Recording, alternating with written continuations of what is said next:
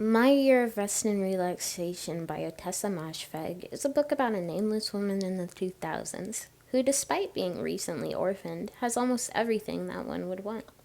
She's beautiful, thin, rich. Her best friend constantly envies her, and she just graduated from Columbia, an Ivy League school.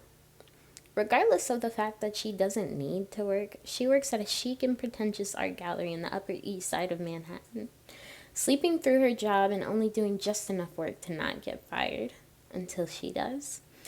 Deeply dissatisfied with her life, she makes a pact with herself to sleep for a year by hiring an unqualified psychiatrist to give her a litany of antipsychotic, insomnia, and anti-anxiety meds. It's so easy to become a quote unquote person of value in today's society. You can get famous off of a 15-second video. Fame is always depicted as something so close, yet so far away. A large part of the ideal American identity is being someone who is desired by others and who can compete for that attention. In a world full of new celebrities and influencers who can get famous every other second, or in more close to home terms, the new girl at your school that everybody loves, being the one who is looked up to, or maybe even envied, is almost always portrayed as the piece we need to complete our empty hearts. But is that truly as fulfilling as society makes it seem? Our main character is a great example on how the ideal of being yearned for doesn't guarantee to satisfy your happiness. Constantly throughout the novel, the main character relates over and over again on how desirable she is, even once flat out describing it in her self-comparison to her friend. Her envy was very self-righteous. Compared to me, she was underprivileged. And she was right. I looked like a model, had the money I hadn't earned, wore real designer clothing, had majored in art history, so I was cultured.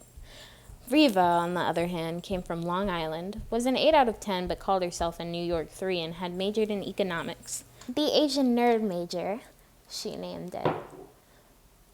The narrator often takes advantage of Riva's insecurities. She knows every little thing she's insecure about and picks on them when she wants her to comply. Even though she still feels a sense of superiority towards even the people that she's close to, she's still extremely unfulfilled in her life to the point where she accumulates a heavy drug addiction to mask that unfulfillment. To the point where later on in the story, she gains an intolerance to all the drugs she takes. Despite her well-known composure and her beauty and all of the people that love her, on top of her pessimism and her hate for the world, her drug dependency made her even more and more bitter. In turn, she kind of hates Riva for not having the same beauty and effortlessness she has. It's implied that she doesn't feel the same sort of death. She's not burdened with being as beautiful as the narrator is. In the mornings, she prepped and set out into the world, a mask of composure. And I had problems. Who's the real screw-up, Riva? I hated her more and more. The narrator doesn't find true peace with herself until her journey is over. She's weak and docile, a shell of the bitter person she once was. The girl that once prided herself upon the fact that she wore real designer clothing over her friend and comes from money, now refurnished her apartment with stuff from Goodwill. She feeds birds with her hands, and she's now a new person. It almost seems as if all the filth and all the bitterness that she was before is washed away.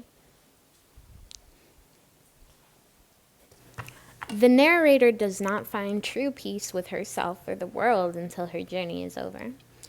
She's now weak and docile, a shell of the bitter person she once was, and almost, in a way, one of the people she used to hate. The girl that once prided herself upon the fact that she wears real designer clothing and comes from money now refurnished her apartment with stuff from Goodwill.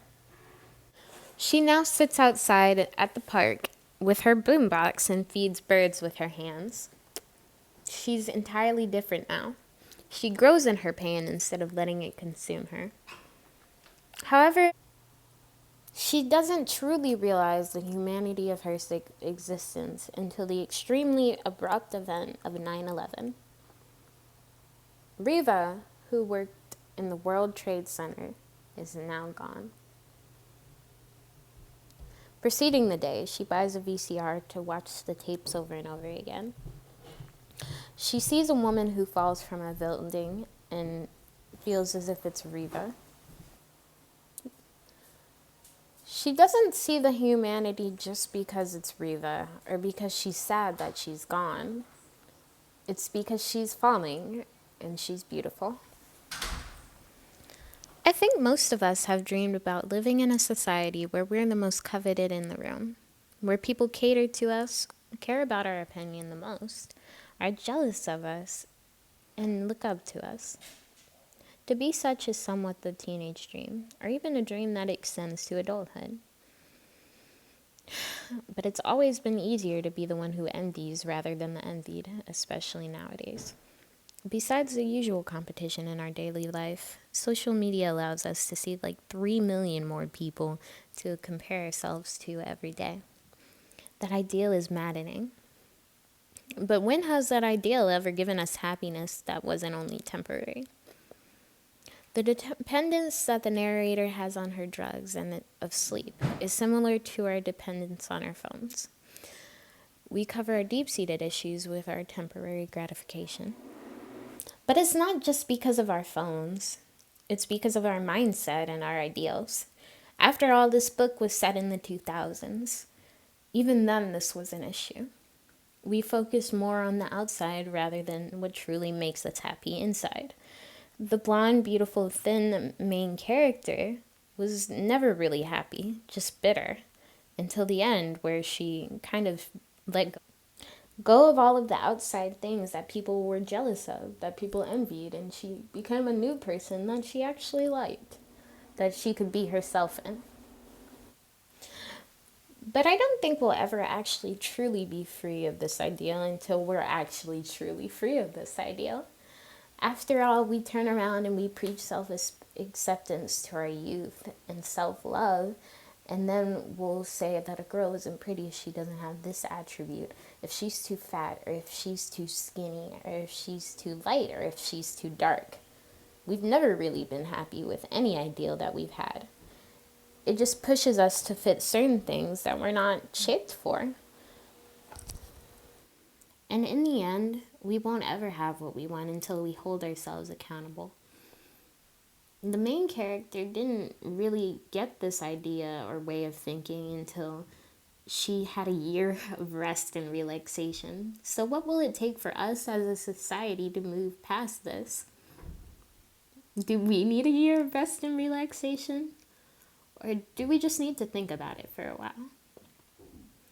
I do think that we have progressed since maybe the 2000s or even in the past few months. More people are tearing apart what this beauty standard is or what this ideal is, that you're still worth it and still valued despite whatever you have or despite whether you fit the European, Eurocentric standard of beauty.